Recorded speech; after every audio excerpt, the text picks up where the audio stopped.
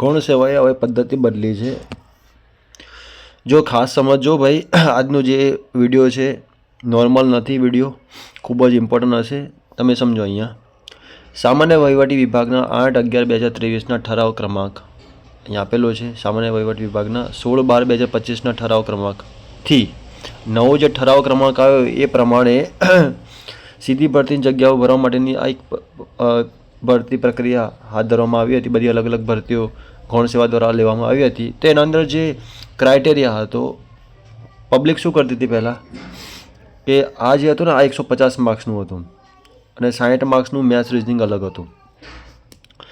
થયું એવું કે પબ્લિક જે હતી એ આ 60માંથી 55 લાવી દે, 60માંથી 60 પણ આવી જાય, અને આમાં જે હતો આમાં ક્રાઇટેરિયા પણ 40%નો હતો, એટલે 15 ચોક 60, આમાં 60 માર્ક્સ જ જોઈતા હતા પાસ થવા માટે। તો પબ્લિક શું કરતી હતી, બંધારણ વાંચીને જાય, કરંટ અફેર વાંચીને જાય, અંગ્રેજી ગુજરાતી જે ભાષાંતર છે એ વાંચીને જાય, જેનાથી શું થતું હતું એ લોકોને આરામથી 70-80 માર્ક્સ લાવી દેતા હતા, મિનિમમ કહું છું। પણ હવે સરકારે નિયમ એવું કર્યો કે 90 માર્ક્સનું આ કરી દીધું। કયું ભાઈ, પાર્ટ એ, અને પાર્ટ બી જે છે 120 માર્ક્સનું જે સંબંધિત વિષય ઉપયોગિતાને લગતા પ્રશ્નો એ 120 માર્ક્સનું કરી દીધું। એટલે 120ના 60% કેટલા થશે ભાઈ, સોરી 40% કેટલા થશે, તો 2 0 કટ, 48 માર્ક્સ તમારે લાવવાના રહેશે પાસ થવા માટે। જો 48થી નીચે માર્ક્સ આવે તો આમાં ઉડી જશો તમે। અને આમાં જે છે 90, તો 90ના 40% કેટલા થશે ભાઈ, તો 9 ચોક 36, આટલા માર્ક્સ તમારે લાવવા પડશે પાસ થવા માટે। ક્લિયર થયો?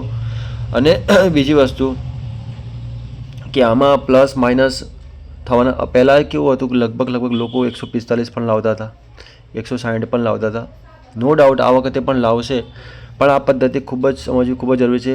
આમાં તમે લાવી દેશો ભરપૂર માર્ક્સ, પબ્લિક આમાં ખૂબ જ જબરજસ્ત મહેનત કરે છે, આપણે માનીએ છીએ, પણ સંબંધિત વિષયમાં છે ને થોડી પાછળ પડતી હોય છે।